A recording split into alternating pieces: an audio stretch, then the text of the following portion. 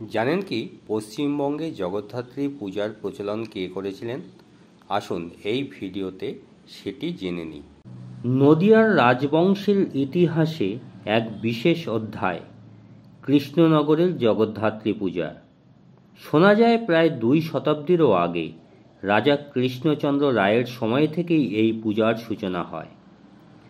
কিন্তু এই পূজার পেছনে ছিল এক গভীর কাহিনী। রাজা কৃষ্ণচন্দ্র রায় একসময় মুর্শিদাবাদের নবাবের হাতে বন্দী হন। বন্দী অবস্থায় থাকার জন্য তিনি দুর্গাপূজা করতে পারেননি। সেই বেদনা তার মনে ছিল প্রবল। যখন তিনি মুক্ত হন তখন তিনি দেখেন সেদিন দুর্গাপূজার ভাসান চলছে। তিনি মূর্ছিত হয়ে পড়েন।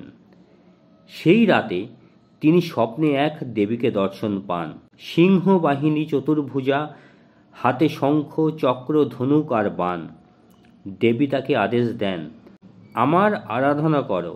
কার্তিক মাসের শুক্লা নবমীর দিনে আমি জগদ্ধাত্রী। সেই স্বপ্নাদেশ অনুযায়ী রাজা কৃষ্ণচন্দ্র রায় প্রথমবার কার্তিক শুক্লা নবমীতে দেবী জগদ্ধাত্রীর পূজা শুরু করেন।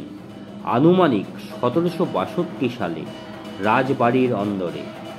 তারপর থেকেই এই পূজা আজও কৃষ্ণনগরের গর্ব, নদিয়ার আত্মা আর বাংলার এক চিরন্তন ঐতিহ্য। জয় মা জগদ্ধাত্রী।